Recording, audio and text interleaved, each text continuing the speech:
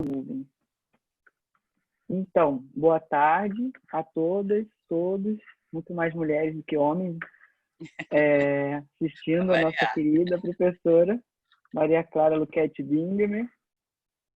Esse é o grupo de pesquisa, grupo de estudos informal, que começou agora no período de confinamento, né? Psicanálise de experiência religiosa. A minha ideia inicialmente era estudar os textos do 4º capítulo do livro que eu estou terminando, sobre Freud e a religião. Então, entrei em contato com as pessoas que se interessavam no assunto, que eu conheci ao longo da trajetória acadêmica, e o grupo foi crescendo e fomos recebendo pessoas convidadas para falar, praticamente semanalmente, algumas semanas não tivemos. Enfim, o grupo está super interessante, super bacana. E hoje a gente tem a presença da querida professora Maria Clara, foi minha professora na PUC-Rio, como eu falei, de Teologia Fundamental e o Deus da Revelação. Eu quero compartilhar com vocês aqui a tela um minutinho. Deixa eu ver como eu faço aqui. Compartilhar pantalla. Aqui, para apresentar a professora Maria Clara, que inicialmente fez graduação em Comunicação Social, não em Teologia, né, Maria Clara? Um mestrado em Teologia depois, doutorado... Graduação em Teologia, graduação em Comunicação Social, depois graduação em Teologia, depois mestrado. Sim. Tem que fazer eu tudo. Segui o resumo. Não verdade. Tem essa moleza da ciência da religião, não. Tá aqui, ó, tá aqui. Tá aqui, ó, graduação em Teologia, mestrado em Teologia na PUC-Rio e doutorado em Teologia Sistemática na Gregoriana de Roma, com uma tese sobre a mística trinitária e praxis cristã em Santo Inácio de Loyola. Hoje, professora titular. Amado Bruno, Manuel Duarte, dá para você ampliar o slide, porque está muito difícil de se ler, por favor? Te agradeço. Desculpa, Manuel, mas isso eu não vou saber fazer agora. Não tem mas problema. eu vou ter que descobrir. Mas eu vou dizendo a informação que for relevante, né? Professora titular. Ele mesmo consegue ampliar. É só ele ampliar no próprio celular. Bom, professora titular no Departamento de Teologia da PUC-Rio. Dentre várias outras coisas, eu acho que a pessoa que tem o maior lápis que eu conheço, que a gente passa aqui um scroll e um negocinho tão pequeno que você nem consegue ver direito o scroll lock do lápis. Tem muitas publicações. Além de ser uma pessoa muito querida, muito disponível, eu estou super feliz de ter aceito, né, esse convite para estar aqui hoje com a gente falando. Então, assim, queria te apresentar primeiro, Maria Clara, e deixar você também se apresentar aí, alguma coisa que você quiser. Já estou misturando espanhol. Quiser dizer. Não, acho que você já disse o principal, né? Além disso, eu sou casada com o EC há 51 anos, tenho 3 filhos e 5 netos. Isso é uma coisa importante na minha biografia. 3 filhos e 5 netos, né? E que mais? Quer dizer, eu, na verdade, eu interajo, faço a teologia, na minha pesquisa, eu faço a teologia interagir com outras áreas do saber, mormente a literatura hoje em dia, né? Mas já também com as ciências sociais e com a filosofia, obviamente, e tal. Mas, assim, com a psicologia, a psicanálise, eu não fiz grandes incursões, né? Algo a gente faz, mas gostaria até de fazer mais e tal. Então, não é uma coisa que eu tenha estudado tanto, né? Então, como o grupo se chama Psicanálise de Experiência Religiosa, só para avisar que eu não sou uma especialista. Quando eu li algo de psicanálise, foi sempre relacionado à mística, né? Que isso sim é meu objeto de estudo, e a teologia e tal. Sim. Bom, então isso já entra no assunto sobre por que também pensei em te chamar, né? Bom, primeira vez que eu te vi, Maria Clara, foi na banca do professor Ricardo Torres de Araújo, né? jesuíta e psicanalista. Eu falei já muito dele, mas como tem muita gente nova, o livro dele foi publicado, a tese, né? Deus Analisado, os Católicos e Freud. A recepção da crítica freudiana pela Igreja Católica.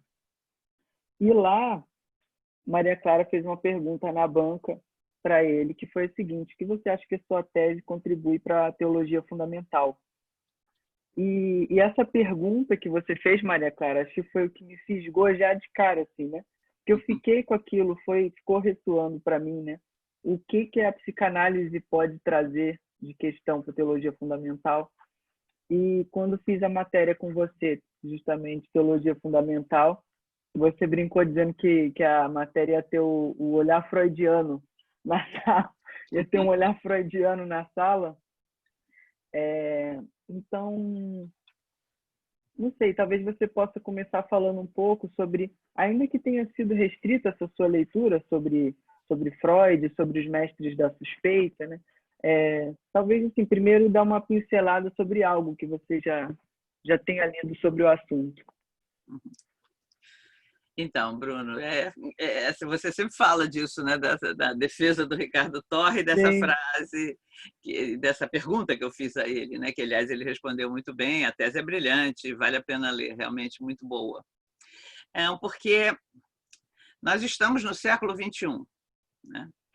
O século XX, que foi onde eu vivi a maior parte da minha vida, vocês que são mais jovens vão viver mais no século XXI, mas eu, né, minha vida quase toda, até agora, transcorreu no século XX, né? Nasci em 49, portanto, na metade do século, e ele é chamado o século sem Deus, né? E justamente as grandes suspeitas sobre a fé, sobre a crença em Deus, foram levantadas por alguns inauguradores de áreas de conhecimento, entre eles Freud, né? O outro foi Marx, né? Marx, então, disse, grosso modo, que a religião é o ópio do povo, é o suspiro dos oprimidos, que quando a humanidade tiver resolvido suas necessidades básicas, né, ela não terá mais necessidade dessa muleta, né? E, por isso, o que tem que fazer é lutar pela humanidade mesmo, que é ela que existe, operários do mundo inteiro univos, só tentem a perder vossas cadeias, etc. Freud, provavelmente eu vou dar uma síntese muito grosseira de Freud. Vocês que são psicanalistas, muito elementar, eu diria, né? Mas Freud, com relação à religião, ele levanta altas suspeitas, nas quais ele tem carradas de razão, né? Porque ele diz que muitas vezes a religiosidade ou a piedade são projeções de frustrações, são questões mal resolvidas na infância, é um desejo, uma nostalgia de voltar ao útero materno e dele nunca mais sair, e por aí vamos. No entanto, quer dizer, eu acho que é uma injustiça pegar Freud apenas por aí, porque Freud levou a sério a religião, estudou bastante a religião, escreveu muito, inclusive, sobre ela, né? E eu até gostaria de conhecer mais seu pensamento, por isso que eu disse, né, no início que é uma área que eu não estudei tanto, mas gostaria de estudar mais, né?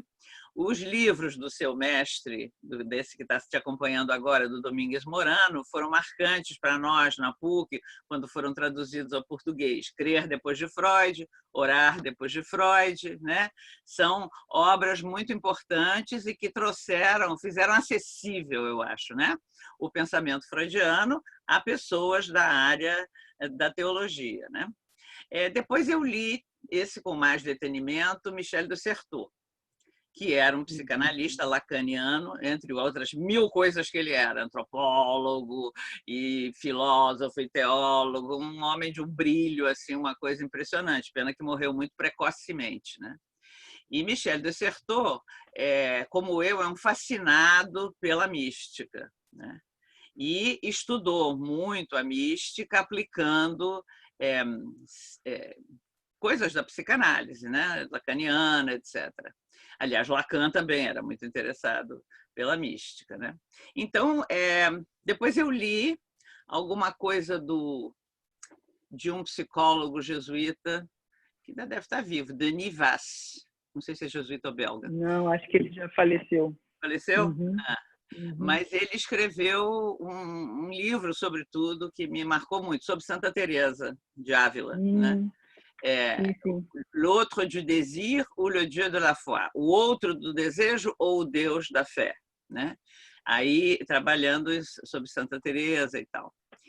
Bom, então a partir daí, então Freud, Marx, Nietzsche é o terceiro mestre da suspeita. Esse é um pouco mais complexo, não vamos tratá-lo aqui, porque aí tem a questão da morte de Deus e da loucura de Nietzsche, e só aceita um Deus que saiba dançar, no que, aliás, eu concordo plenamente com ele, só que acho que ele não sacou que o Deus do cristianismo é trindade, dança o tempo todo, eternamente, né?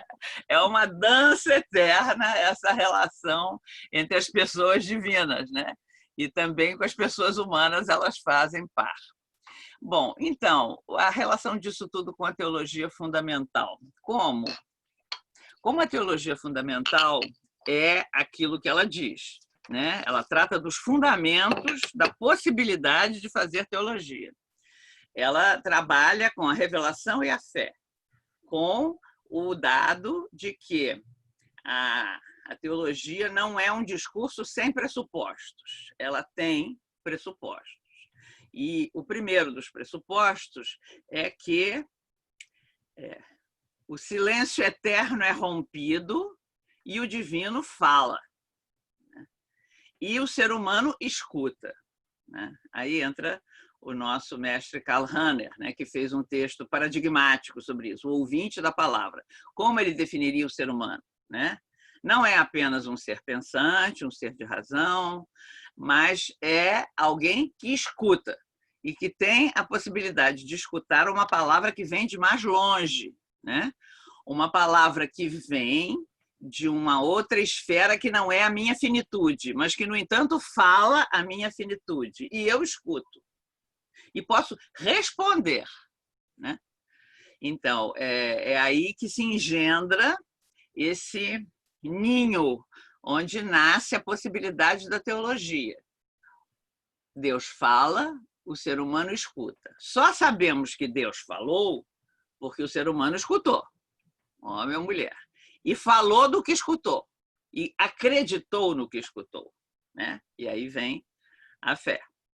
Então, a teologia é uma metalinguagem, é uma linguagem segunda que vem depois da linguagem da revelação e da fé. O ponto de partida de Rahner é antropológico. Ele deu, inclusive, um giro copernicano, uma volta radical na teologia, e é o teólogo mais influente no Vaticano II, sem dúvida, né? Todos os grandes documentos do Vaticano II, a Gaudium et Spes, a Dei Verbum, têm a influência de Rahner, dizendo, primeiro, que tudo começa no ser humano, e só assim sabemos que tudo começa em Deus, né? Se não houvesse o ser humano, que é um ser de linguagem, que fala do que experimentou, que elabora uma linguagem. A linguagem sobre Deus é uma linguagem humana, a teologia é uma linguagem humana, né? A própria mística é uma linguagem humana, né? É por isso que há, assim, tanta cautela e tanta prudência por parte da comunidade eclesial com relação a certas experiências, né? Seja as experiências místicas que depois são aprovadas oficialmente, referendadas, seja as outras que não são, né? Ou seja, certas experiências que hoje são muito populares, estão muito em voga, de certos movimentos que cultivam uma espiritualidade, enfim, calcada e baseada numa experiência muito exteriorizante, né? Porque nem toda experiência pode ser avalizada como uma experiência de Deus. No entanto, Rahner dizia também que o cristão do futuro ou será um místico, ou seja, alguém que experimentou algo, ou não será nem cristão. E eu estou totalmente de acordo com ele, né? Então, a crítica de Freud é fundamental para desmascarar, desvelar os enganos que possa haver em determinadas experiências, que no final não são verdadeira escuta da palavra, né? Então, a escuta da palavra se dá na nossa finitude, mas ela faz com que possamos ser seres continuamente autotranscendentes, como Rahner vai dizer, né? A comunicação da transcendência de Deus nos revela que nós, além de sermos barro, mortais, finitos, né, somos também seres em contínua autotranscendência. A transcendência está em nós, né? Essa é a maneira de Rahner entender e explicar o que a Bíblia fala de criação à imagem e semelhança de Deus, né? Somos a imagem e semelhança de Deus porque somos capazes de autotranscendência. É até perigoso falar isso numa época em que o amor à criação e aos animais está tão na ordem do dia. E eu acho que deve estar, é perfeito e tal. Mas, até onde se saiba, só o ser humano tem essa capacidade. Ainda não ouvi de nenhuma formiga, de nenhum elefante que possa fazer, enfim, autotranscender-se, simbolizar, construir linguagem. Outra coisa é que os animais são sencientes, né? Zubiri, que é o grande mestre de Inácio Ellacuría, trabalhou muito sobre essa questão, né?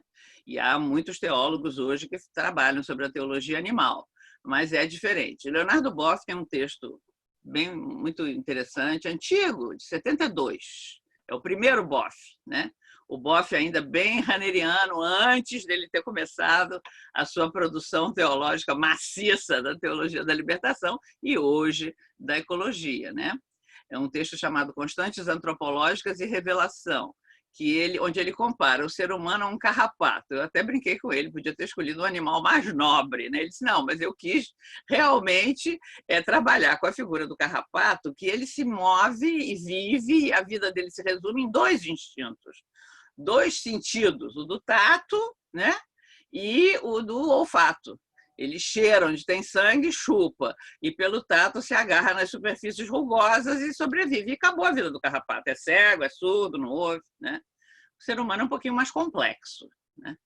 Mais complexo, então ele é um ser relacional, consigo mesmo, com o mundo, com os outros e com Deus, com a transcendência.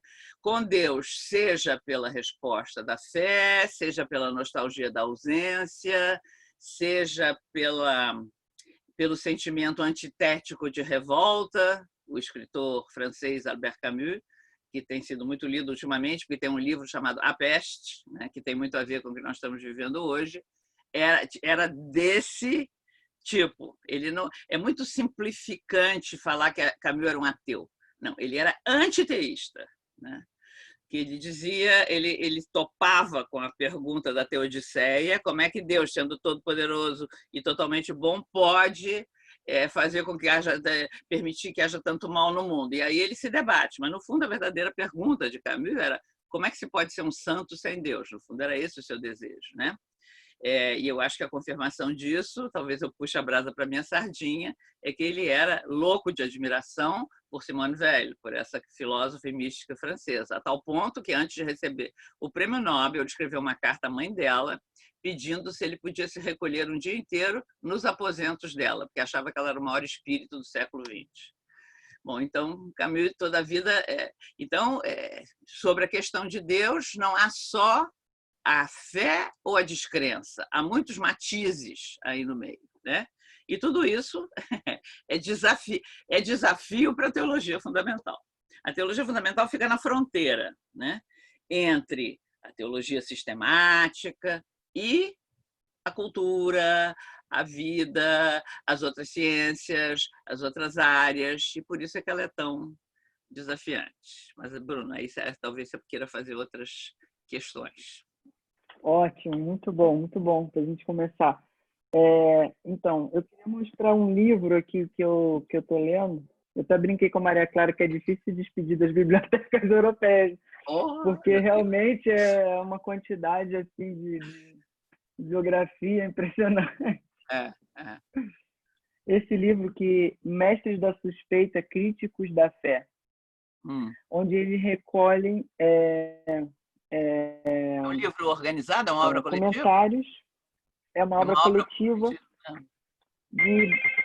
Ai, perdão, gente, tem alguém me chamando aqui, só um minutinho. Quase nunca acontece.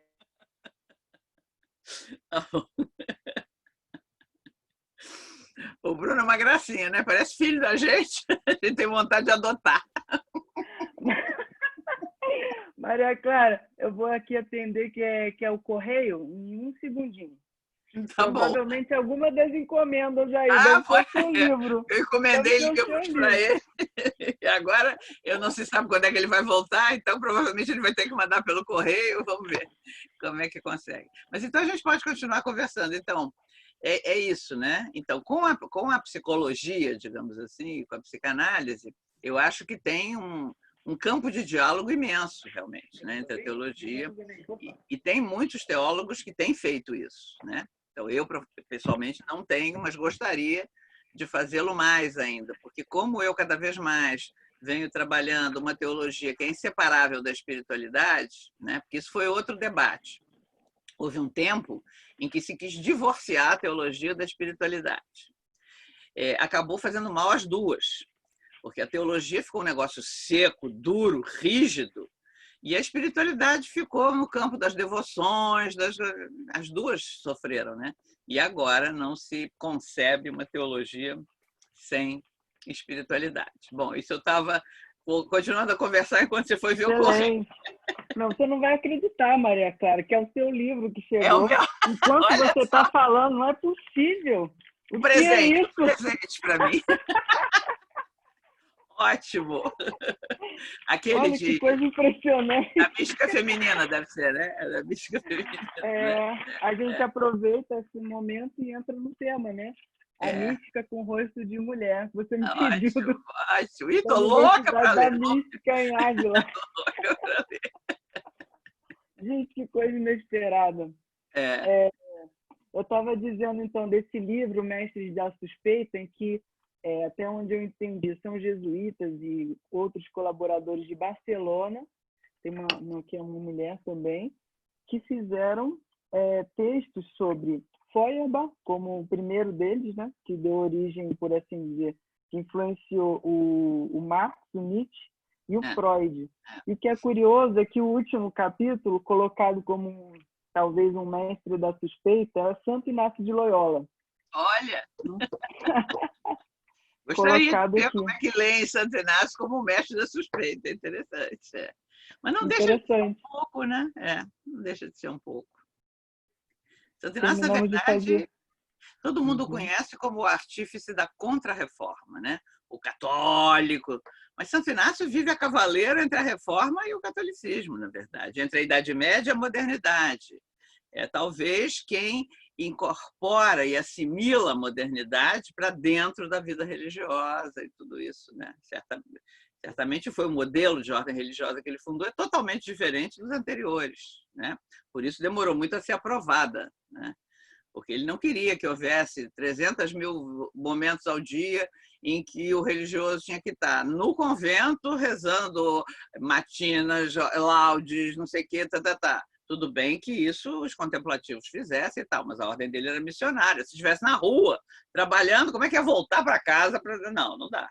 Então, mas aí demorou a conseguir a aprovação e, afinal, conseguiu. Mas, enfim, é uma pessoa que sacou o que era a vida moderna, a mudança que estava em curso, né? Então, nesse sentido, não sei se é nesse sentido que o autor analisa Inácio como mestre da suspeita, né? Mas, enfim. Eu estou terminando de ler e te dou notícias. Tá bom. A gente já terminou o capítulo, né, que a gente vai publicar no Apofaticast sobre Santo Inácio, justamente a questão do discernimento dos espíritos, né? Isso seria um outro tema para puxar aqui, que nós somos parte desse grupo Apofaticast, Estudos Interdisciplinares de Mística, né? A gente ainda não abordou no grupo o tema da mística, porém será o próximo. Quando a gente for estudar o mal-estar na cultura, o primeiro capítulo do Freud, desse texto, é justamente um debate com o Romain Rolland, né? Sobre o sentimento oceânico, as energias, que ele tinha toda uma vinculação com as religiões orientais, né? A espiritualidade oriental. Então ele pergunta, né? Pergunta ao Freud, mas será que essa ilusão que você diz é realmente o fundamento da experiência religiosa? Ou existe um sentimento oceânico que abarca o todo, o universo, a natureza, o sentimento de pertencimento, né? E eu queria aproveitar para mostrar também o seu livro, que é o seu livro que eu tenho aqui comigo, que eu terminei de ler aqui, O Mistério e o Mundo, né? Que é Mas muito, você muito levou interessante. ele em português, não? Ou está na biblioteca em português? Não, eu trouxe ele para concluir a leitura aqui. E o subtítulo, Paixão por Deus em Tempos de Descrença. Eu sempre gosto de também mostrar livros, enfim, indicar, né, textos para as pessoas que participam. E nesse livro, Maria Clara faz assim realmente um estudo muito profundo sobre a secularidade, sobre a contemporaneidade e até mesmo essa espiritualidade sem estar relacionada a uma religião, né? Inclusive com testemunhos de algumas pessoas que vivem essa espiritualidade, né? Então, Maria Clara, talvez assim, não é exatamente uma pergunta, talvez um convite assim para você dizer nesse momento sobre esse assunto que eu sei que você gosta tanto, que é a mística, que é o que tem a ver com o feminino, né? A psicanálise se interessa muito por essa via do feminino em articulação com a mística. E não se preocupe de articular com a psicanálise. Na verdade, o que eu queria, a proposta, era que psicanalistas, especialmente, escutassem uma teóloga, né? Tivessem notícias do que é teologia, que é um campo que realmente muitos psicanalistas nem ao menos sabem que existe, né? Na universidade, enfim. Então, talvez a gente tenha que retomar um pouco sobre a identidade da teologia. Já falei alguma coisa, mas assim, para completar um pouquinho. Então, é uma metalinguagem, uma linguagem segunda, né? Que deve ser aderida, né, o mais possível à da revelação e à da fé, e que encontrará as suas fontes, digamos, né, maiores na Bíblia, na Escritura, evidentemente, e na tradição, digamos assim, na tradição da igreja. Eu gosto mais do termo tradição do que magistério, porque a tradição não é só o magistério, né? A tradição tem várias instâncias. Os alunos de Teologia Fundamental viram isso com a gente na terceira unidade do curso. A liturgia é uma instância da tradição, a teologia é uma instância da tradição, né? Então, a teologia, que é um discurso com pressupostos, né? Ela se faz, em geral, a teologia sistemática, sobretudo, né? Dentro de uma comunidade de fé. O teólogo é membro dessa comunidade de fé. Porém, quer dizer, a visão do que seja o papel do teólogo dentro dessa comunidade de fé tem evoluído. E agora, com o Papa Francisco, eu diria que mais, né? Porque, na verdade, o teólogo é chamado a ser, a expressão é do meu saudoso mestre Padre Libânio, né? O despertador dentro da igreja. A teologia é que é chamada a trabalhar a relação da fé com os desafios da cultura, da contemporaneidade, do momento sócio-histórico-político, né? A teologia não tem como missão repetir o magistério. O Papa disse, o Papa falou, o Papa... A gente até está em tempos de um Papa que a gente tem prazer em citar, mas citar, né? Para apoiar o que se diz. Mas a teologia tem que dialogar com a ciência, tem que dialogar com a cultura, né? E trazer as novas questões para o pensar teológico, né? Então, muitas vezes, por isso é que as relações da teologia com o magistério não são tranquilas, né? De novo, a gente está vivendo um momento muito bom hoje em dia, mas eu já vivi um momento quando o Leonardo Boff me ligou, no ano 85, perguntando: será que você pode... Eu estou proibido de dar aula. Será que você pode vir dar aula no meu lugar? Eu fiquei, poxa vida, um homem como Leonardo Boff proibido de dar aula. Eles cismaram que eu tenho que ficar 1 ano em silêncio, obsequioso, porque a minha obra, Igreja, Carisma e Poder, não sei o quê. Já vivi a notificação de João Sobrino. João Sobrino não chegou a ser impedido de falar nem nada, mas foi notificado. Cuidado com o que o senhor está escrevendo, mais ou menos por aí, né? Nós estamos observando, né? Tem o caso do Jacques Dupuy, que eu acabei de ler um livro que é pungente. o meu caso não está fechado, porque ele é jesuíta, belga, e sempre trabalhou com cristologia, o mistério de Cristo, a pessoa de Cristo, né? Apaixonado por essa área da teologia. E aí ele foi mandado para a Índia, né? Como missionário, e ficou na Índia 10 anos. E lá é que ele percebeu a necessidade da teologia dialogar com as outras religiões. Porque na Ásia tem 3% de cristãos. Se as Filipinas afundarem no mar, vai ter 0,000. Não tem, né? É uma minoritaríssima. Bom, então o Padre Dupuy começou a conhecer as religiões orientais, não só na Índia, mas nos outros países vizinhos, e começou a elaborar, foi o primeiro, a elaborar uma teologia do pluralismo religioso, que depois passou a ser uma teologia do diálogo interreligioso, e ele é o pioneiro de tudo o que se faz hoje, né?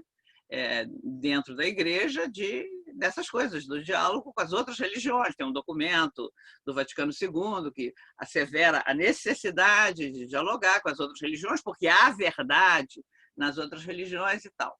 Só que, no pontificado de João Paulo II, a Comissão da Doutrina da Fé, que era presidida pelo então cardeal Ratzinger, resolveu que, nos livros do Padre Dupuy, ele ia um pouco longe demais, e aí como é que fica a fé em Cristo? Bom, moral da história, o Padre Dupuy foi chamado, e ele até no livro dele, ele poupa bastante o Ratzinger, disse que o Ratzinger tinha vontade, era um homem inteligente, né? Então isso já ajuda bastante. Agora não sei se todos os outros membros eram tão inteligentes quanto o Ratzinger. Então o Ratzinger queria dialogar e tal, mas em suma a comissão exigiu num determinado momento que ele tinha que se retratar disso, era praticamente da obra inteira. Ele falou: não, eu tenho 74 anos, o que eu escrevi está escrito, eu vou me retratar de tudo que eu escrevi muito? Não, isso aí vai contra a minha consciência. Bom, então mandaram ele esperar mais um pouco, ele esperou, enquanto isso não podia dar aula, não podia dar conferência, até que a um determinado momento disseram: bom, então nós resolvemos que o senhor pode voltar à docência, mas todos os seus escritos têm que passar por uma censura, tal. Ele voltou a dar aula, um mês depois morreu de infarto. Acho que foi tanto desgosto, tanta coisa. Então, as relações da teologia com o magistério nem sempre foram tranquilas, né? Assim também como pessoas que não eram teólogos explícitos, digamos, né? Que não tinham assim uma vida acadêmica de docência, de pesquisa, como Teilhard Chardin. Teilhard Chardin era um cientista, né? Arqueólogo e tal. E sabia muita teologia, evidentemente. Jesuíta tem que estudar 15 anos, né? Então, pelo menos 5 ele estudou de teologia. E é um homem brilhante e tal. Então, mas, na verdade, a área dele não era teologia. Mas o que ele ia descobrindo na sua ciência, junto com a experiência mística que ele tinha, acabava virando uma teologia que começou a preocupar os superiores, sobretudo, né? Então, ele também foi dito a ele que ele não escrevesse mais nem publicasse mais nada. Ele obedeceu de não publicar, mas não de não escrever, graças a Deus, né? Então, escreveu bastante, guardou tudo, não publicou nada. E antes ele sentiu que estava, né, no fim da vida, e falou com a secretária dele, que era uma grande amiga também, disse: olha, eu vou te dar tudo isso aqui, né? Depois da minha morte você faz o que você quiser. Assim que ele exalou o último suspiro, ela levou o príncipe Bernardo da Holanda, que financiou a publicação da obra toda. Hoje em dia, Teilhard Chardin é livro de cabeceira de padre, papas, e, enfim, é super legitimado dentro da igreja. Então, a tradição acontece na história, né? E são momentos, e há momentos que são mais difíceis, né? Muito concretamente nessa relação da teologia com o magistério, mas também na liturgia, por exemplo, né? Então, nós temos, eu vou dar um exemplo aqui do Brasil mesmo, Dom Pedro Casaldáliga, que é aquele santo, aquele profeta, bispo do Araguaia, que agora está muito velhinho, com Parkinson. Ele é também um poeta muito talentoso. Então, juntamente com Milton Nascimento, ele fez 2 missas lindas. Uma, a Missa da Terra Sem Males, dos índios, e a outra, a Missa dos Quilombos, sobre a questão negra. Dom Helder declama uma oração na Missa dos Quilombos. Então, as 2 missas não podem ser celebradas como missas, elas são peças artísticas. Aí podem ser ouvidas, você vai no teatro e vê. Mas, assim, valer como missa não pode, porque a liturgia tem reparos, porque tem elementos afro numa, e na outra tem, enfim, uma religião politeísta, como é dos índios, e por aí vamos, né? Bom, então, no fundo, a gente até entende. O magistério tem que zelar pela paz do rebanho, né? Não pode permitir coisas que alvorocem e que não sejam bem entendidas por determinados segmentos e tal. Às vezes a mão pesa um pouquinho demais, a gente tem que admitir, né? Mas, enfim, quem quer fazer teologia dentro da igreja sabe que o caminho é superar essas coisas com muita paciência histórica e com calma, sobretudo, né? Então, bom, a teologia é isso, esse discurso que procura trabalhar tudo à luz da fé, que não tem a missão de repetir o que já foi dito ao longo da história, mas que tem sempre o desafio de inovar. Não inventar moda, inventar roda, não é isso, né? Mas a partir, né, dentro de uma fidelidade criativa, fiel à palavra que ouviu, ao que está na Escritura e ao que a tradição diz, dialogar com o tempo, com os desafios que são colocados. Um dos desafios é que nós vivemos num mundo plural. Não vivemos mais num mundo onde o cristianismo histórico é hegemônico, né? Não tem mais isso. Então, hoje em dia, nenhuma teologia pode deixar de levar em conta que há outras maneiras de crer, outras religiões, outras expressões da fé que devem ser tomadas em conta, que devem ser estudadas, que devem dialogar com a fé cristã quando da elaboração do discurso teológico. Assim também, a teologia não pode ignorar a marcha da secularidade, né? Nós vivemos hoje num outro momento. Houve a crise da razão potente, a gente chama esse momento, os pensadores não chegam a um acordo sobre ele, né? Eu trabalho isso no meu livro lá do Mistério ao Mundo, né?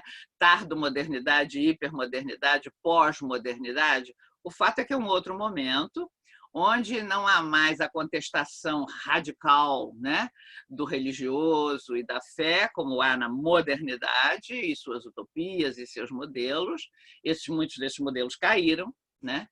Mas há um resgate do absoluto, mas não é a mesma coisa que no pré-moderno, né? Qualquer tentativa de voltar ao pré-moderno não é tentativa, é tentação, porque não se repete o que ficou anos, décadas, séculos atrás, né?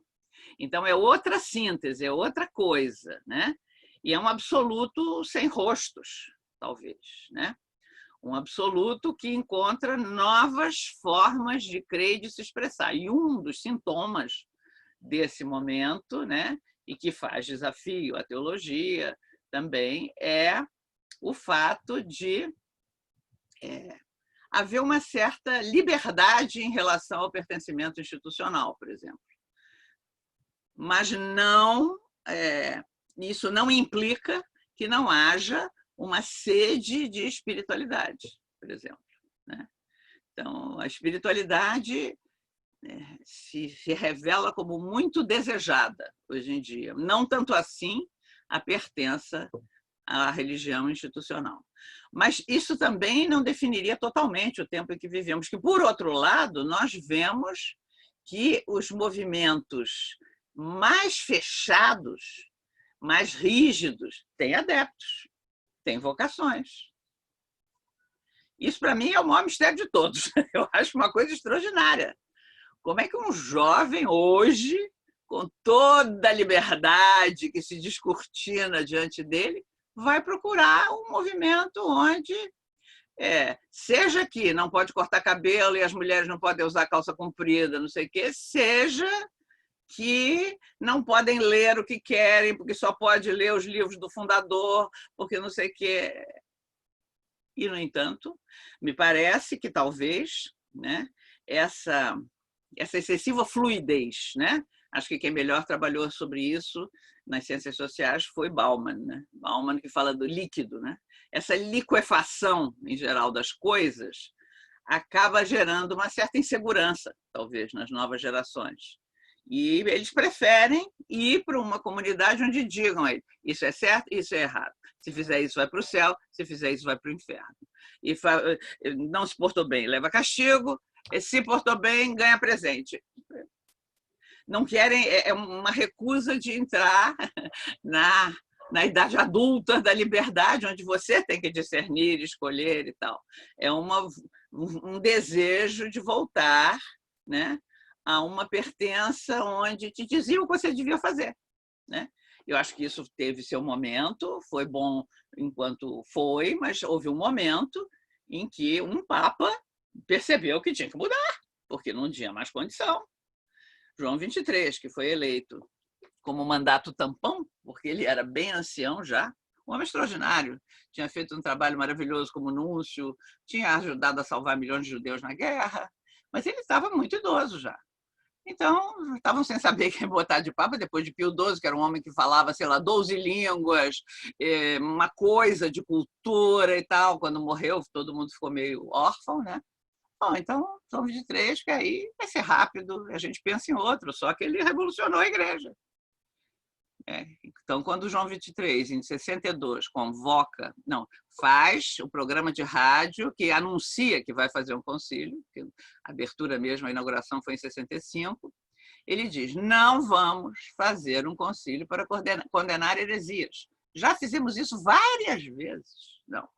Nós queremos fazer um concílio para dialogar com esse novo mundo onde a gente sente que a igreja perdeu o diálogo.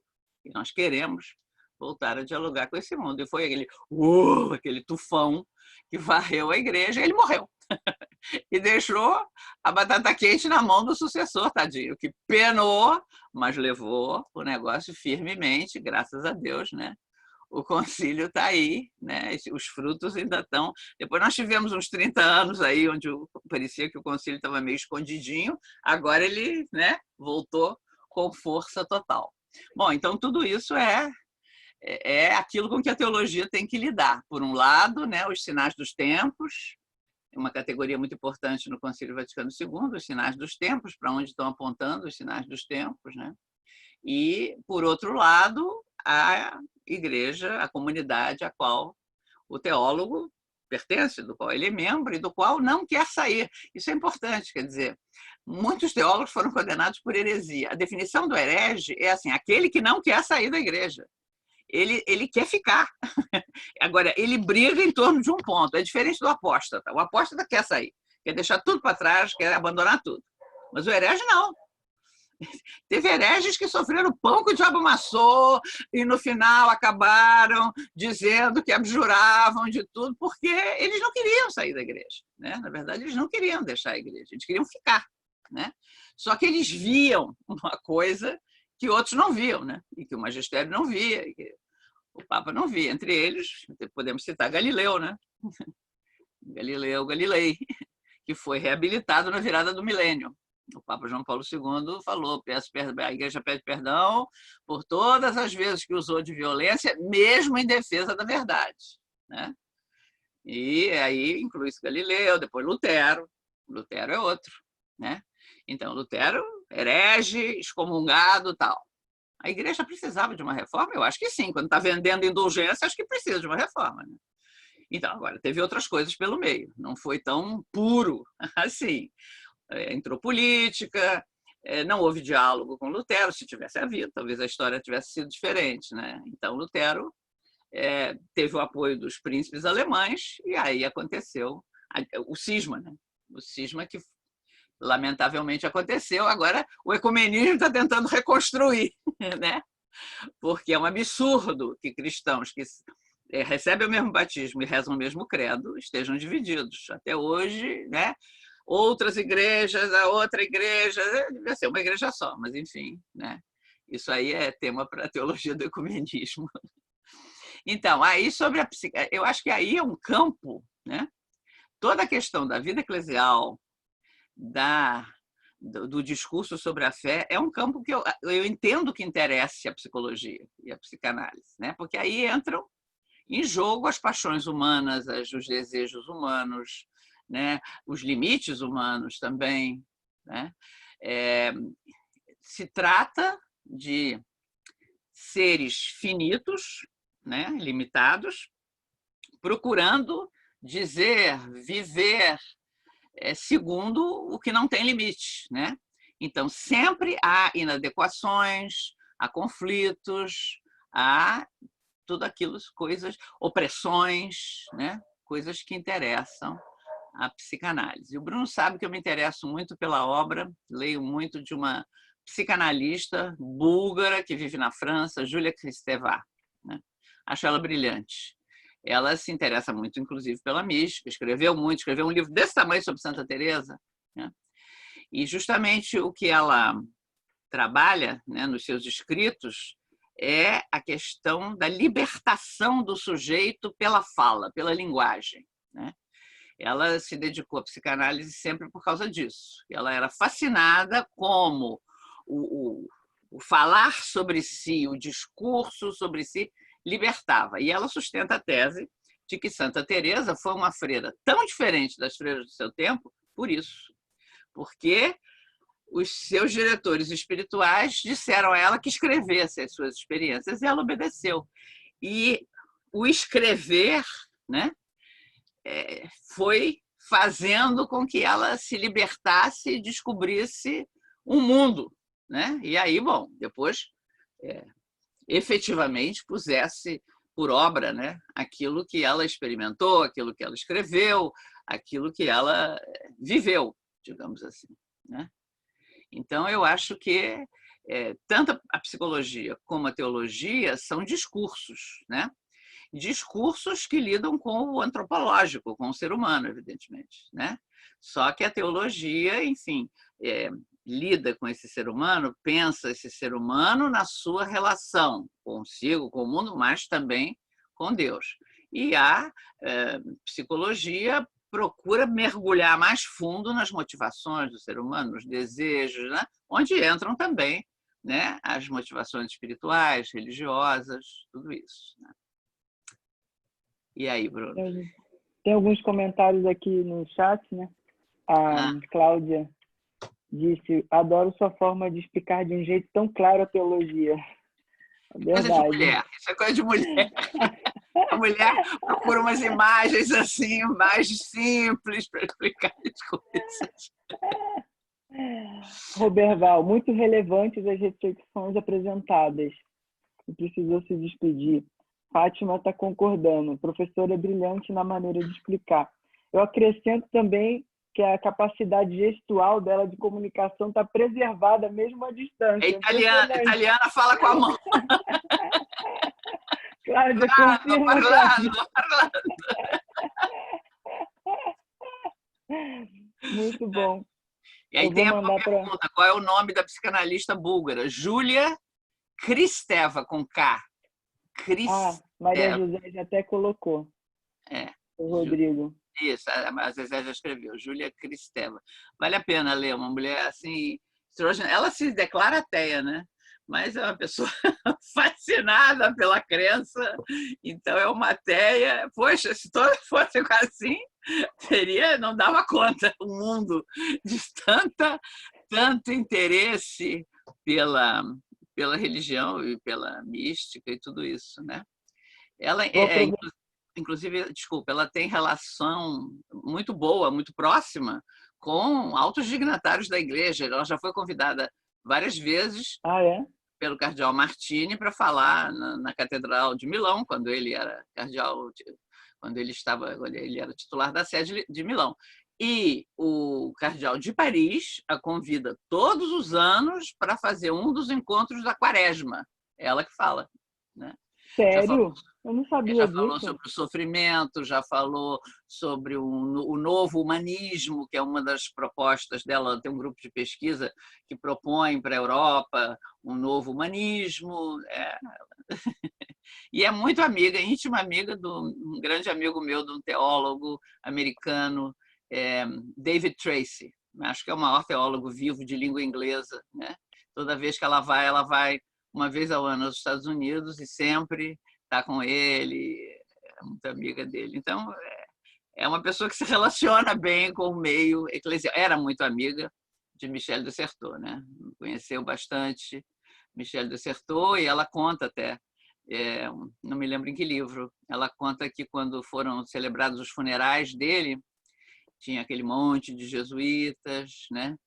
E ele escolheu como música para tocar no funeral dele a música da Edith Piaf, Non, rien de rien, je ne regrette rien, né? Que é linda a música, né? Quer dizer, eu não lamento nada, no fundo, né? A tradução seria essa, eu não lamento nada do que eu fiz, né? Je ne regrette rien. E aquela música, aquele monte de Jesus, ela ficou tão tocada que ela foi procurar o provincial e disse, olha, se eu fosse homem, eu entraria para a Companhia de Jesus, mas como eu não sou, eu continuo onde eu estou. Então, eu acho assim, a teologia tem que ler esses autores, né? Tem que ler esses autores, porque eles trazem questões fascinantes, interessantes, né? Claro. Eu quero aproveitar o gancho da Júlia Kristeva, que, aliás, tem um livro, no princípio era O Amor, Psicanálise de Fé Cristã, um livrinho dela, né? Para mencionar um outro autor, eu selecionei aqui uma bibliografia sobre ele, mandei agora no chat, que é nosso querido Thomas Halleck. Teve na PUC, foi fantástico, né? Onde ele apresentou esse livro, Quero que Sejas, Podemos Acreditar no Deus do Amor, e Paciência com Deus. Thomas Halleck é psicólogo? Ele atendia dependentes químicos, embora tivesse sido ordenado sacerdote, mas não podia contar nem para a mãe. Ele sempre fala isso nas entrevistas. Nem a minha mãe podia saber que eu era padre. Ele sempre fala. Por causa do comunismo na República Tcheca, né? Se botasse, se soubesse, ele estava frito. Exatamente. E ele tem um trabalho maravilhoso de diálogo entre crentes e não crentes, né? Ele tem um livro com o Anselmo Green, que é uma coisa formidável, né?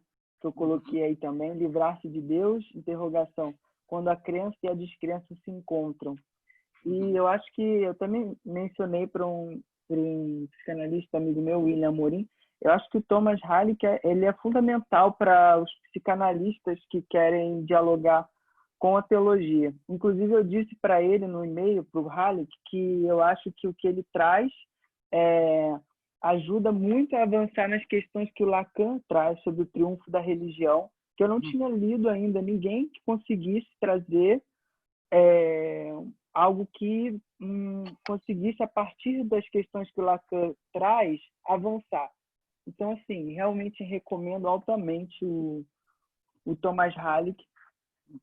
Também eu menciono aqui porque Maria Clara falou sobre o Nietzsche, que a gente não iria entrar muito no Nietzsche.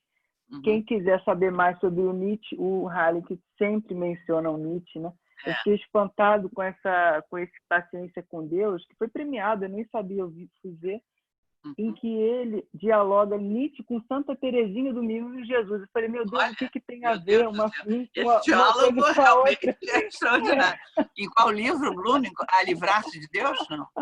Nesse aqui, Paciência com Deus. Eu não estou vendo esse. Paciência com Deus está onde? Você botou aqui? Está aqui. Vou copiar de novo. Peraí. Eu não coloquei esse aqui. Você não colocou. Não, eu tenho que passar para a bibliografia. Paciência com Deus, oportunidade para um encontro. E é simplesmente fantástico, assim. São coisas que eu anotei aqui.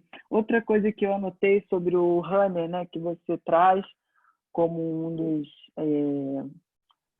pilares, né, por assim dizer, do Vaticano II, né? Como você sempre menciona. Eu coloquei no Facebook, Maria Clara, Karl Rahner, o maior teólogo do século XX. Aí vem um ou outro e questiona assim, mas por quê? Da onde que você tirou? E tiveram outros também. Devia ser um dominicano, porque eles não admitem, porque Rahner era jesuíta, e eles acham que tem que falar que Congária que era o maior. Bom, aí a briga entre as famílias, a briga de família já não entra. Eu acho que Rahner tem inegavelmente é o maior. Uns extratos aqui do livro, né, O Curso Fundamental da Fé, onde ele fala de Deus como um mistério santo, né? Como que o ser humano experimenta como um aonde, um A maiúsculo, um aonde, que é um horizonte infinito. né? E que, ao mesmo tempo, já está presente como o inominado, o indefinível, o indispensável. Eu gosto muito dessas expressões que o Rahner usa nesse livro, porque se aproxima muito de temas que são caros a você também, que é a teopoética, né? E a mística, justamente essa teologia apofática. Ontem mesmo um psicanalista me perguntou o que é isso de teologia apofática, né? O que é isso, Maria Clara, de teologia apofática? A teologia apofática é aquela que afirma que de Deus só se pode não dizer, né? Quer dizer, é muito mais importante o que não se pode dizer do que o que se diz, né? E a teologia catafática é aquela que diz, define, elabora, né? A teologia apofática é muito florescente no Oriente, né? Os teólogos do Oriente fazem muito, Losky e Olivier Clément e outros, né? Fazem muito essa questão dessa teologia apofática. Na verdade, vem do grego, né? A apofasia é a não... Assim como a aporia é por aqui não há caminho mais, é que não há mais palavras, é quando não há mais palavras. Rahner fica entre a apofasia e a catafasia, na verdade, porque ele, como jesuíta, é catafático até a morte, né? Porque ele aprendeu isso, ele aprendeu a pregar, a dizer, a falar, né? Toda a formação dele missionária foi por isso. Mas, na verdade, quando ele fala de Deus, ele diz que a gente encontra, né, o silêncio, né, como última instância, né? Então, o silêncio de Deus, isso fascina Rahner. Ele escreveu, aliás, um livro inteiro de espiritualidade, como as meditações, apelos ao Deus do silêncio, né, que é lindíssimo, muito bonito, onde ele procura chegar a quem é Deus, a dizer Deus, mas sempre é insuficiente. Então, essa é a tese central dele, né? Deus é mistério santo, tudo que pudermos dizer dele é insuficiente, mas, no entanto, é um mistério santo que se faz próximo, né?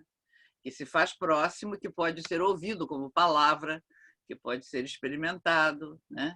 Então, esse paradoxo, né, do Deus totalmente outro, infinito, mistério santo, que não se pode, do qual o ser humano não consegue dar conta, por outro lado, se faz próximo, tão próximo que se faz humano, né? E aí ele tem aquele homem seríssimo, Rahner, um homem até meio carrancudo, né? Alemão, distante, né? Escreve coisas como Amar Jesus, um artigo inteiro sobre isso, porque é onde, né, Deus se faz definitivamente próximo, né? E a cristologia dele é belíssima, muito, muito bonita. Você falou na teopoética, todo mundo enche a boca para falar do Baltazar, que não sei o quê. Realmente, Baltazar é um grande teólogo, escreveu coisas muito lindas, e no diálogo com a arte, ele era músico, organista, né? Tocava piano muito bem, e a literatura, a arte, ele realmente tem muitas coisas escritas. Rahner não tem muitas, tem poucas, mas as que tem, nossa, ele tem um artigo sobre o sacerdote como poeta das protopalavras, onde ele analisa a fórmula da absolvição, da consagração. É uma coisa linda, linda, linda, linda. Nossa, esse eu não conheço. Tem um que você passou para a gente, que é maravilhoso, no Deus da Revelação, onde ele fala sobre o credo, né? Como Sim. traduzir o credo. Não lembro o nome do texto, mas é realmente fantástico. Não, era uma pessoa com uma grande sensibilidade e com um vigor especulativo importantíssimo. Outra coisa que ele trouxe e que marcou o Concílio Vaticano II e marcou toda a teologia do século XX, eu esqueci de dizer, a história no centro, né? Porque a teologia se fazia antes, né? A escolástica. Bom, Tomás de Aquino é um mestre, quem imagina, quem vai questionar a grandeza de Tomás de Aquino. Porém, a escolástica tem um movimento descendente, parte de cima para baixo, né? Os atributos de Deus, as provas da existência de Deus, e dali, então, desce, né? Rahner faz o caminho contrário. Ele diz que só se pode afirmar que Deus fala, que a palavra de Deus é emitida e chega ao ser humano, porque o ser humano escuta e fala do que escutou. E escuta onde? Na história, né? Então, Rahner é o grande autor dessa afirmação: não existem duas histórias. A história cronológica acontecendo aqui com o Bolsonaro, que pegou Covid, essas coisas comezinhas do dia a dia, e a história da salvação lá em cima. Deus, não. Existe uma história só, né? E a gente tem que saber encontrá-lo dentro dessa coisa, às vezes até repugnante, que é o cotidiano, o dia a dia, né? Se não o encontramos aqui, não adianta procurá-lo em outro lugar, porque não se vai achá-lo, né? Toda a história é a história da salvação. Pode ser da perdição também, depende, né? Mas a história é história da salvação, né? Então, nós estamos na linha direta, na continuidade da história do povo de Deus, da história da primeira igreja, né? Estamos fazendo história, né? E nessa história somos atores, não somos espectadores passivos, né? Somos parceiros de Deus nessa história. Isso é algo bem judaico, né? Na verdade, bem judaico. A saída da história a gente deve um pouco aos gregos. O cristianismo é um casamento mais ou menos feliz entre a sinagoga, entre Jerusalém e Atenas, na verdade, né? E justamente uma das coisas que o concílio trouxe de muito positivo foi voltar às fontes, redescobrir as fontes judaicas, bíblicas do cristianismo, né? Sem as quais a teologia corre o risco de ficar um pouco aérea, digamos assim, né? Por exemplo, o Tratado da Trindade, graças a Rahner, é que ele se reabilitou e conseguiu chegar nas pessoas. Por quê? Porque foi virando tão metafísico, separando o Deus Uno do Deus Trino. Então, o tempo inteiro era o Deus Uno, 80%, e 20% era do Deus Trino. Porque, como era difícil de explicar, e nem Agostinho conseguiu, aquela coisa toda, então, ficava-se, quem é Deus? Posso falar sobre que Deus é um puro espírito eterno, o criador do céu e da terra, e a gente não entendia nada. E quais são as provas da existência de Deus? As 5 vias, não sei o quê, os atributos.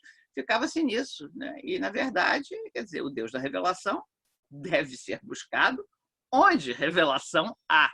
Onde essa revelação está consignada? Na Escritura. Tem que ver a história da revelação de Deus a seu povo. É ali que tem que buscar o Deus da revelação e na vida, evidentemente, né? Então, Rahner cunhou o seu famoso axioma: a trindade econômica é a trindade imanente e vice-versa. Ou seja, aquilo que experimentamos de Deus na nossa história, com a nossa limitação, é Deus mesmo, não é um subproduto, não é uma gotinha, não, é Ele. É Ele todo. Agora, nós não damos conta de falar dele todo, de entender ele todo, né? Aí a limitação nossa. Mas ele está todo. Em cada vez que ele se dá inteiro, né? Cada vez que ele se revela inteiro, né? Então, isso que experimentamos na nossa limitação é ele por inteiro, né? E isso é o que é ele em si mesmo, né? Pai, Filho e Espírito, comunidade de amor. Somos filhos da comunhão e não da solidão. E, agora, realmente, tudo isso eu acho que demanda uma revolução assim, na formação, na catequese, porque a gente não foi, pelo menos a minha geração, não sei se agora está um pouco melhor, mas eu vi meus filhos, não vi muita configuração trinitária na formação, não. Porque essa trinitariedade tem que passar na formação toda. Você, né? O padre Pastor, que foi meu diretor de tese, que era um homem muito sábio e engraçado também, ele ficava irado quando ele abria o jornal. Chegava no Brasil, abria o jornal e via. Agora não tem mais isso, mas antes tinha páginas do jornal, ou pelo menos pedaços consideráveis de páginas. Agradeço ao Divino Espírito Santo a graça alcançada. Ele dizia: não se agradece ao Espírito Santo, agradece ao Pai. Você, pelo Espírito, através do Filho, chega ao Pai. Não pode, que coisa! Ele ficava nervoso, né? De ver, agradeço ao Divino Espírito Santo a graça alcançada. Não, você reza no Espírito, pelo Filho ao Pai, né? E se a gente prestar atenção, toda a estrutura da liturgia é assim, né? A missa é toda ela assim, né? o vosso Filho, na unidade do Espírito Santo e tal. Ninguém separa as pessoas e tal. Olha, está rezando para uma, hora para outra, hora para a terceira. Não, né? Há um movimento, né, que leva sempre ao Pai, né? Sempre ao Pai. Então, eu acho que isso tudo, Rahner percebeu que o mistério de Deus estava distanciado do povo de Deus. Ninguém tinha coragem de chegar perto, porque não entende, porque não sei o quê. Então, repete de cor o credo, mas sem pensar muito no que está dizendo. Mas, então, esse axioma, dizer que o Deus que experimentamos é o que Deus é em si mesmo, revolucionou a teologia e trouxe, né, a teologia trinitária, a fé trinitária, mais para dentro da vida das pessoas. Deve ser ele. Eu anotei os últimos comentários antes de abrir, né, para os questionamentos, assim, nessa parte final. Eu ri, Maria Clara, porque você sempre traz a última notícia do dia. É impressionante, conectado com a teologia, assim, o que está acontecendo no momento, né? E me fez lembrar uma...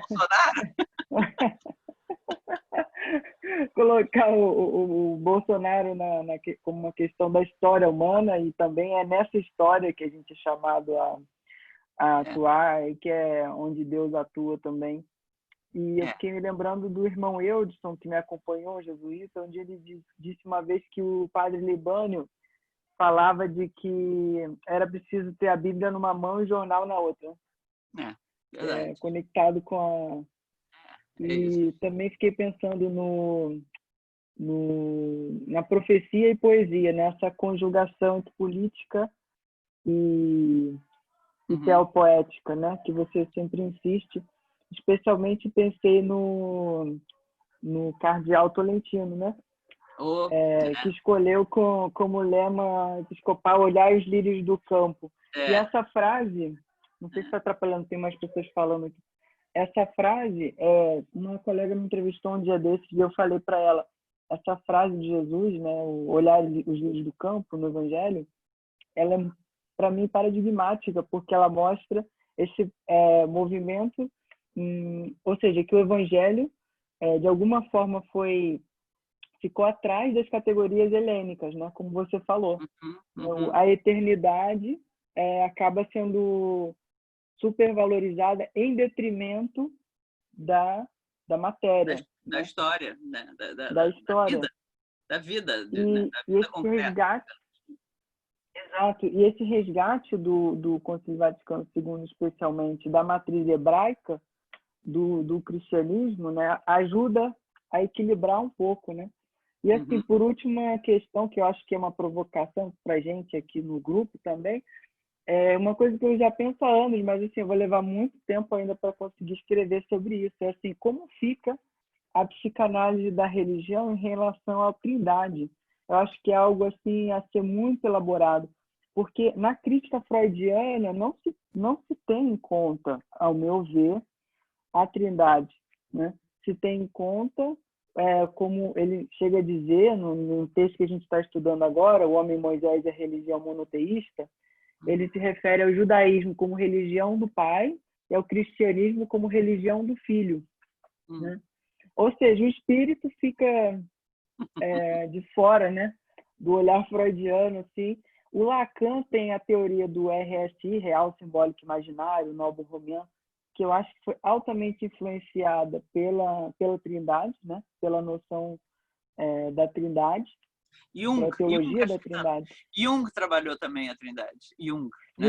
Jung tem a interpretação psicológica do dogma da Trindade. Mas o Jung, ele é psicologia analítica, ele não entraria como psicanálise. Ele criou uma outra escola, né, psicológica. Então... Eu sei que o Boff trabalhou muitos textos do Jung, né? Bastante. Inclusive publicou a obra dele, né, em português, na Voz e tal. Isso. Então, eu queria passar aqui a palavra, né? O Renan falou que está deslumbrado com a forma de se expressar, a história e a teologia se torna clara.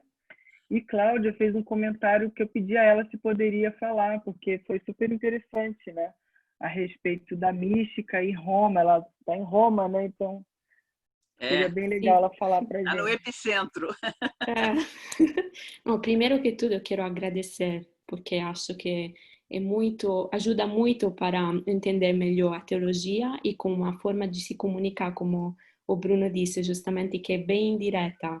Conta a história com as palavras que transmitem também o conteúdo de forma clara. E então a minha observação é que aqui em Roma, eu acho que a gente ainda está com muitas dificuldades, né, para chegar a entender o que é a mística, porque o aspecto estrutural da nossa igreja ainda é tão forte, inclusive se o Papa Francisco, né, mudou muitas coisas, mas a resistência é bem grande.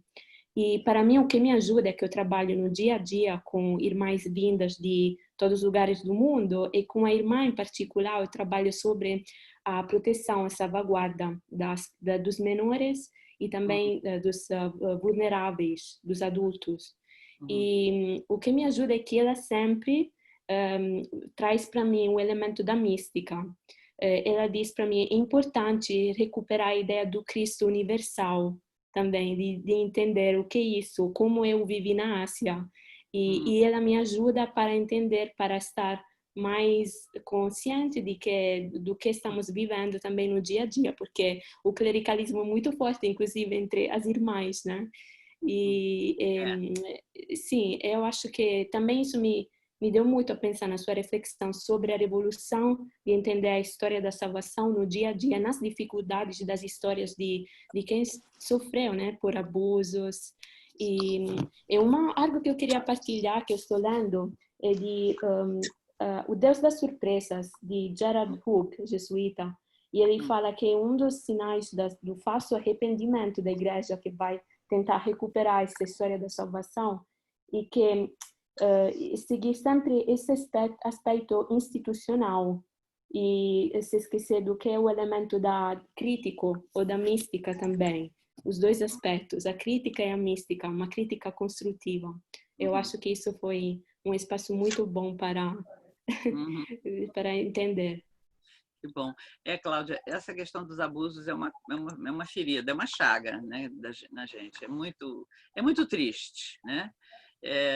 Enfim, quando a bomba explodiu no colo de Bento XVI, e que não estava começando ali, já vinha de muito antes, né? Foi um choque muito grande, né? Um choque muito grande. E eu acho que a gente... Duas coisas que eu acho importantes. Primeiro, a gente não julgar intencionalidade. Porque eu quero crer que muitos, né, que encobriram e foram transferindo os pedófilos, não tinham uma intenção ruim, né? E queriam salvar a imagem da igreja, não queriam escandalizar, não sei o quê. Mas isso foi muito ruim, né? Porque isso realmente perpetuou o sofrimento das vítimas, fez com que as vítimas tivessem medo de falar, né? E só quando falassem, então saísse sob forma de raiva, de ódio, de rancor, eu acho que foi muito pior, realmente. Então, eu acho que o lado positivo é que eu nunca vi tão claro aquela palavra do Evangelho: a verdade liberta. É a verdade que liberta. A mentira não liberta, né? A mentira não é terapêutica, não cura. Só a verdade realmente é que liberta. Então, recentemente, a revista Theological Studies dos Estados Unidos me pediu que escrevesse. Estavam fazendo 2 números, 2 dossiês sobre pedofilia, para eu escrever um artigo. Eu escrevi, quem se interessar de ler, saiu no ano passado, e eu peguei, sobretudo, o aspecto da América Latina, muito concretamente do Chile, né, com algumas outras incursões, porque o Chile estava vivendo um momento horrível, né, a raiz de toda essa questão da pedofilia. Inclusive, eu fui lá dar um retiro para a província chilena, e poucos dias antes de começar, e de eu viajar para o Chile, tinha estourado o caso de um jesuíta que era célebre, tinha um parque com uma estátua em homenagem a ele, Renato Poblete. Ele tinha sido um dos homens mais notáveis da história do país, que combateu a ditadura Pinochet e que fez um trabalho social fantástico. E, finalmente, uma das vítimas falou. E quando falou, caiu o mundo, né?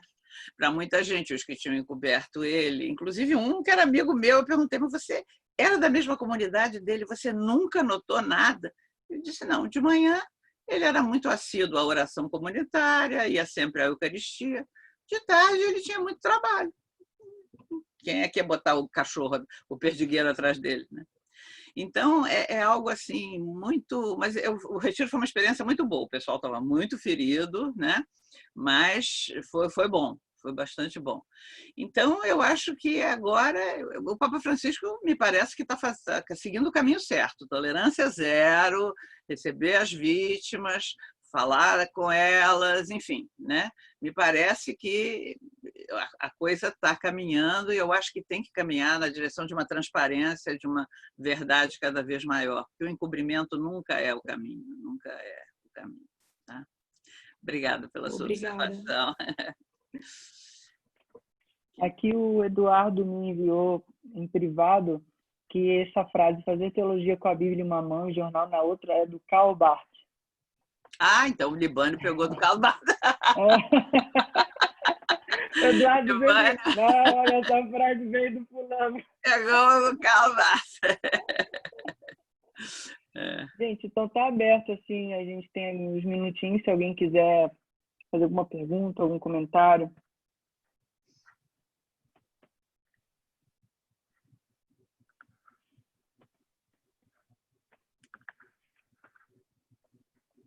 Virgínia Pérez escreveu, tempo muito precioso com vocês. Legal. Obrigada. E tem alguém que é fã aqui. Que linda explanação, já virei fã de Maria Clara. Maria José, quer falar? Pode abrir o microfone.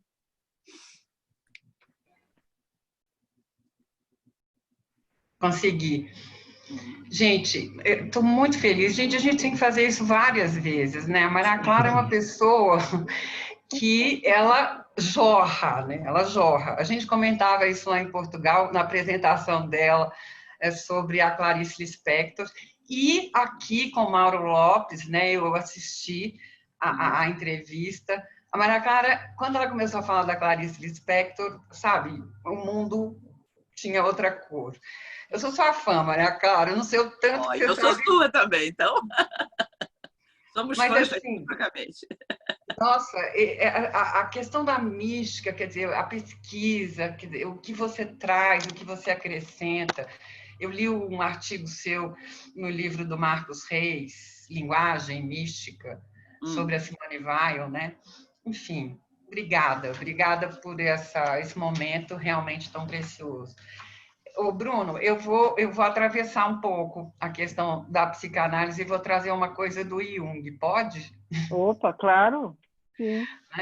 Porque, assim, na verdade, a questão do Jung é uma questão, assim, parece... Eu mesma fiz a minha tese de mestrado, né, sobre o Cântico dos Cânticos numa leitura junguiana. Eu sou junguiana, né? Eu sou junguiana, mas eu sou aquela junguiana que o Jung diz, espero que ninguém seja junguiano, né? Que cada um descubra o seu caminho. Então, eu acho que tem uma admiração, e a minha formação tem uma base freudiana.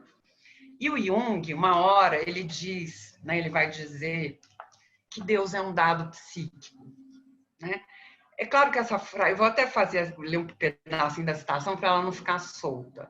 Isso é para a gente discutir, porque eu sou uma fã da teologia e a gente que estuda mística, a experiência de Deus, né, a experiência direta de Deus, por exemplo, a Maria Clara vem da teologia, a maioria das pessoas que estão nesse círculo de pesquisa sobre a mística vem da teologia, eu venho da psicologia e eu acredito sim que hoje a psicologia e a literatura são os grandes diálogos com a teologia e com a experiência mística. A psicologia só não dialoga mais porque ela ainda tem que sustentar as próprias fragilidades epistêmicas, né? As ciências humanas como um todo. Quer dizer, quando a gente dialoga, a gente tem que dialogar não só com aquilo, né, com o catafático, mas com o apofático, né? A desconstrução epistêmica das próprias teorias, né, e a fragilidade epistêmica das ciências humanas. Então, o Jung, ao mesmo tempo que ele diz isso no prefácio do Psicologia e Alquimia dele, a graça não é da nossa alçada, num outro momento ele diz assim, ele vai falar dessa relação de consciente e inconsciente, né, que é a relação herdada da psicanálise, claro, né, de Freud. Ele vai falar dessa relação consciente e inconsciente, e ele vai falar assim: a única questão que se põe aqui é se existe ou não um conteúdo consciente. Se existe, então ele é válido em si mesmo. Ele está numa discussão epistêmica aqui, né? Só podemos invocar a ciência se o conteúdo pretender ser a asserção válida a respeito de algo que encontramos no mundo exterior. E só podemos apelar para a crítica epistemológica quando uma coisa que não se pode conhecer é apresentada ou postulada como cognoscível. Tomemos um exemplo conhecido a todos. A ciência nunca descobriu um Deus, e a crítica epistemológica prova que é impossível o conhecimento de Deus. Mas eis que surge a alma com a afirmação da experiência de Deus. Deus é um dado psíquico da experiência imediata. Se assim não fosse, nunca se poderia falar de Deus. O fato é válido em si mesmo e inacessível a toda forma de crítica não psicológica. Pode ser, inclusive, a mais imediata e, por conseguinte, a mais real de todas as experiências, que não pode ser ridicularizada nem invalidada por argumentos. Então, na verdade, como a gente trabalha em clínica, e a clínica é um laboratório, né?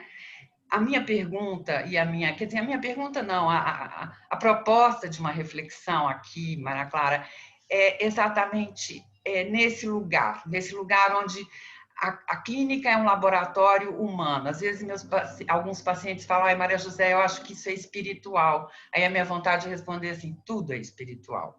No sentido de que existe, né? Que eu acho que é isso que a experiência mística e a pesquisa em experiência mística resgata, que é exatamente essa palavra. Você falou muito bem aqui no começo, essa palavra, essa coisa que existe além do que nós podemos alcançar com a nossa razão e com a nossa emoção e com a nossa sensação, né? Então, a minha pergunta, a minha reflexão é no sentido de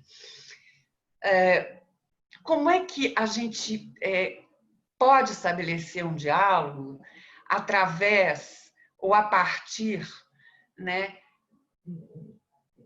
do esgotamento, inclusive da psicologia, porque quando a gente fala de experiência mística, a gente está falando, e aí, de teologia apofática, né? E aí a teologia mística ortodoxa, ela é mais formatada nesse lugar. Então, assim, como é que a gente pode desenvolver, quais são as perspectivas desse diálogo entre o esgotamento do sofrimento humano, né? Quer dizer, que eu acho que aí é um laboratório que a gente está lidando o tempo inteiro com o sofrimento, né? Com o sofrimento, com a dificuldade de entendimento de si mesmo, de entendimento do mundo, né? Dos desejos, enfim, dentro da clínica. E aí, a gente sabe que existe um esgotamento, e nós, assim, os pesquisadores dentro das ciências da religião, da teologia, a gente acredita que há uma desconstrução. Então, ao mesmo tempo que há uma desconstrução dentro de uma experiência de Deus, né? Quer dizer, a gente não precisa ficar achando que a gente vai ter a experiência de Deus, que a gente vai ter uma experiência mística, que a gente tem um contato com Deus. Deus, para o Jung, é um dado psíquico, ou seja, é aquela coisa assim, se eu falo de Deus, né, então eu estou falando de alguma coisa, mesmo que eu não saiba do que eu estou falando. Né? Aí você fala, não, mas isso, sim, a religião como sintoma, né, a questão do Freud, aliás, a questão dos 3 mestres das suspeitas são boas para a teologia. Né? É bom suspeitar para a gente poder discernir. E realmente há um discernimento. Né? A teoria do Jung ela é fundamentada, a questão do dogma da Trindade, ele vai dizer que falta uma coisa na Trindade. E o que falta é o que está na sombra, que é o mal. Então, na verdade, como a psicologia, a clínica é um laboratório paradoxal, né, das experiências humanas de alegria, de desejo, de sofrimento, né? Como que a teologia, e especificamente a perspectiva teológica dentro da experiência mística, pode incluir esse paradoxo, né? Porque a gente, eu falo, professor Manzato, eu tinha que fazer uma graduação em teologia, eu morro de vontade de fazer uma graduação em teologia, porque me faz muita falta, né, na hora dessas trocas. Então, assim, como é que a teologia, e eu sinto falta um pouco, né, no discurso teológico mais clássico, dessa questão da abordagem do sofrimento, da miséria, do abismo, que a gente consegue acessar na experiência mística como uma experiência humana de Deus. Então, é mais ou menos isso. Quer dizer, às vezes eu fico assim, não, mas a teologia é muito legal, é muito boazinha, Deus é lindo, Deus é bom, Deus é maravilhoso, o amor, né? E quer dizer, só que nós somos humanos, a gente tem essa coisa do paradoxo. E a mística está no paradoxo também, pelo menos a pesquisa sobre a mística, ela está sempre atravessando o paradoxo, que é essa coisa do humano com Deus. Então, queria que você falasse um pouco sobre isso, que a gente pudesse refletir. Então, rapidamente, que eu tenho a impressão que a gente está chegando no limite do horário, não é, Bruno? Desculpa, eu fui longa aqui nessa citação, mas... Eu não perguntei a ele quanto tempo era no início, mas... Sim, geralmente a gente conclui assim 1h30, então passou um pouquinho, mas... estamos chegando. Então, eu vou tentar assim, dizer alguma coisa breve, que eu acho que é riquíssimo isso tudo que você falou aí. Então, a mística está longe de ser apenas deleite, né? Tem deleite, mas, não sei, uma coisa recente, que me impressionou bastante, foi quando saiu publicado o livro da Madre Teresa de Calcutá, Come Be My Light, né? Onde ela dá testemunho de que passou anos, décadas, em trevas totais, chegando até a duvidar da existência de Deus. Ela partilhava isso com o orientador espiritual, que dizia a ela que escrevesse. Então, quando a gente vê aquela mulher o dia inteiro cuidando dos últimos, levantando às 5 da manhã, e rezando e fundando a congregação, e cuidando de leproso, de aidético, de morador de rua, sempre com um sorriso nos lábios, ninguém poderia imaginar isso, né? Então, ela teve muita consolação espiritual lá no início, que foi realmente o que a fez enfrentar a oposição. Ela era de uma congregação que se ocupava de um colégio de meninas, de classe média e tal, totalmente diferente do que ela foi fazer depois, né? E quando ela sentiu esse chamado, ela teve várias vezes, teve que pedir 1 vez, 2 vezes, 3 vezes, a superiora, a provincial, o bispo, até que conseguiu ir. Aí ela estava muito, né, consolada. Mas depois, quando ela começou no cotidiano daquele trabalho, ela foi tendo assim muita desolação, sem ver, sem nada, sem, né? Enfim, e às vezes até de duvidar da existência de Deus. Então, o caminho da mística não está longe de ser um caminho de rosas, de flores, né? De jeito algum. Então, me parece que é bastante parecido, né? E nesse sentido muito humano, com os pacientes que chegam na sua clínica, né? Que procuram o tratamento psicanalítico que estão precisando, ou para conhecer-se melhor, ou então para lidar com uma angústia com a qual não conseguem lidar com um sofrimento e um trauma do qual não conseguem se libertar, que aconteceu lá atrás, enfim. Então, eu acho que o místico, apenas o que faz a diferença, me parece, né, da experiência mística, que cada experiência humana tem uma característica. A da mística é que é algo não solitário, né? O místico é aquele que encontrou uma alteridade que o planifica. Agora, justamente, muitas vezes o drama dele é que essa alteridade se retira, se cala, não é encontrado, né? Os poemas de São João da Cruz dão conta disso, né? Onde te escondeste, amado, e me deixaste com gemido, porque aí o místico se sente sozinho, desamparado. A Madre Teresa de Calcutá, né? Que se sentia completamente nas trevas e tal. Mas o que vai caracterizar o místico é ele permanecer no caminho, ele ou ela, né? Permanecer no caminho, apesar disso, procurando sempre, enfim, né? Então, eu acho que tem muito a ver, sim, E não é à toa que a psicanálise tem se interessado pelas experiências místicas, porque ali está uma experiência humana profunda, né? Uma experiência humana profunda. Mas uma experiência humana, me parece que aí está o foco, né? Que é inseparável do encontro de uma alteridade, né? Que vai além do humano, né? E que preenche o desejo humano, mas que não preenche o tempo inteiro, né? Que preenche, às vezes se faz sentir pela falta, pela ausência, tudo isso. A história dos místicos está toda cheia dessas experiências, né? De noite. Obrigada, Maria Clara. Eu acho que a gente tem que investir um pouco mais, né, Bruno? Acho uma pena. Eu conheci Maria José num seminário maravilhoso que o Faustino Teixeira organizava todo ano lá em Juiz de Fora. Depois ele resolveu acabar. Do dia para a noite ele disse, não tem mais seminário. Bom, a gente ficou meio... Bom, eu criei um grupo, né, junto com o Marcos e Eduardo e tal, do grupo Apofatiqué, do qual o Bruno faz parte também. Vocês têm o grupo de vocês. Ficaram os grupos assim meio separados, né? Mas eu acho que a gente tinha que voltar a se reunir e trocar mais coisas, também acho. Eu estou desenvolvendo um projeto lá na PUC, né, lá no Labor, justamente pensando nisso, pensando em reunir